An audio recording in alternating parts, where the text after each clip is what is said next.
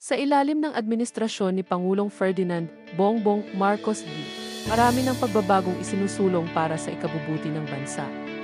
Mula sa pagpapalakas ng ekonomiya hanggang sa pagharap sa mga issue sa West Philippine Sea, makikita natin ang determinasyon ng pamahalaan sa pag-aangat ng kalidad ng buhay ng bawat Pilipino. Sa aking mahal na mga kababayan, nais kong ibahagi ang ibang magagandang balita. In the second quarter of the year, our economy grew by 6.3% compared to the previous year, one of the highest in ASEAN. Unang-una sa mga nagiging focus ng administrasyong ito ay ang ekonomiya. Ayon sa mga ulat, patuloy ang paglago ng ekonomiya ng Pilipinas, ngunit marami ang nagtatanong kung bakit hindi ito gaanong nararamdaman ng mga ordinaryong mamamayan. Ano nga ba ang mga dahilan? Ang inflation ay ang bilis ng pagtaas ng presyo ng bilihin at serbisyo sa isang partikular na period o panahon. Normal lang na magkaroon ng inflation sa isang bansa na may lumalagong ekonomiya. Kapag malakas na ekonomiya, mas maraming taong nakakabili ng kanilang mga pangangailangan sa pang-araw-araw. Ang resulta, lumalakas ang demand sa mga produkto. Siyempre dahil marami kayong bumibili ng produkto, tataas ang presyo. Nagiging masama ang inflation kapag labis ang pagtaas nito, lalo na kung mabagal ang paglaki ng sahod ng mga tao. Motorists will have to pay more for fuel products this week as oil companies will implement another hefty upward adjustment. In separate advisories on Monday, June 24, local oil firms say they would jack up fuel prices starting Tuesday, June 25. The World Bank says the global economy is perilously close to falling into recession. War in Ukraine and the continuing effects of the pandemic mean it has significantly downgraded its expectations for this year. The global economy is projected to grow by just 1.7% in 2023, the slowest growth for over 3 decades. 2024 isn't looking much better. Isa sa mga hamon na kinakaharap ngayon ay ang mataas na presyo ng bilihin at langis na dulot ng pandaigdigang krisis. Gayunpaman, patuloy na sinisikap ng gobyerno na makontrol ang inflasyon at pabutihin ang mga pangunahing serbisyo.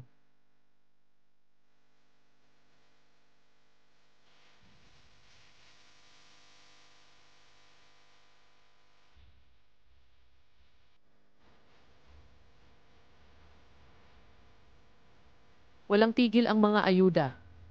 Pinangungunahan ng presidente ang mga proyekto at tulong upang maibsan ang kahirapan at makasabay sa pagunlad ng ekonomiya ang mga mamamayan. At hindi pinapansin ang paninira at kalaban sa politika. Kundi tinutuunan niya ng pansin ang sambayanan malagpasan ang hamon ng buhay at sa naghihirap na Pilipino upang makamit ang adhikaing bagong Pilipinas.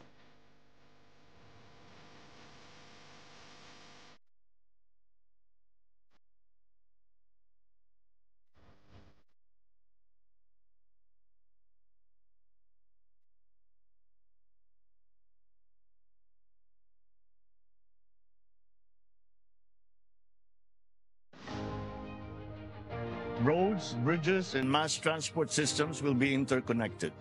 This network will provide access and passage to vital and bustling economic markets, such as agriculture hubs, tourism sites, and key business districts.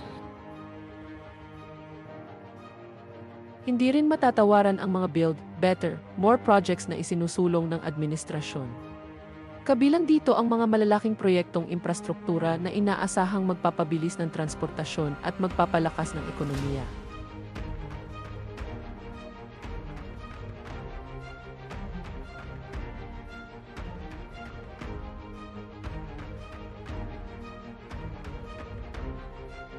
Kasama dito ang mga proyektong tulad ng pagbuo ng mga bagong kalsada, tulay, at modernong transport system na layong palawakin ang mga oportunidad sa buong bansa. This is the foundation that we will build upon. As the President pronounced, we must keep the momentum and aspire for build better, more, TBM, and faster. These projects will be useful to the economic recovery program of the government at this time. We will start with high-impact projects that will continue to to improve the transportation system throughout the country.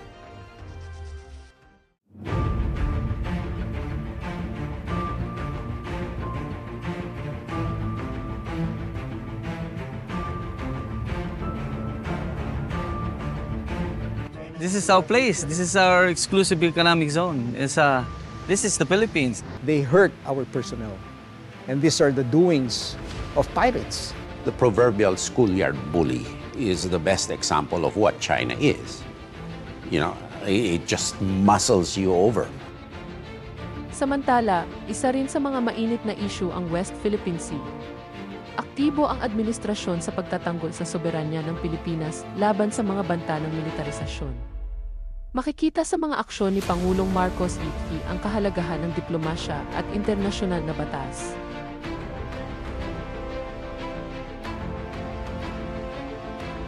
Sa harap ng mga tensyon sa rehiyon, ipinapakita ng Pilipinas na handa itong ipagtanggol ang mga karapatan nito, hindi lamang sa pamamagitan ng lakas, kundi sa pamamagitan ng diplomasya at pagtutulungan ng mga kaalyado tulad ng Estados Unidos.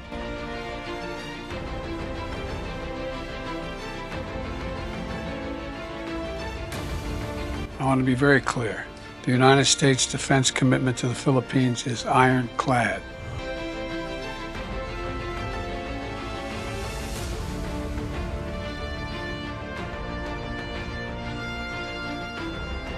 Sa kabuuan, ang administrasyon ni Pangulong Marcos Jr. ay patuloy na nagsusumikap para sa mas magandang kinabukasan ng bawat Pilipino.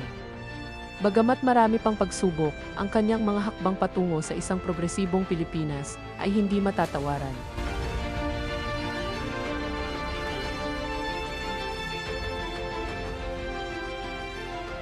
Kakaasa po kayo na nandito ang buong pamahalaan upang umagapay sa inyo at tumugon sa mga pangangailangan ng sambayanan.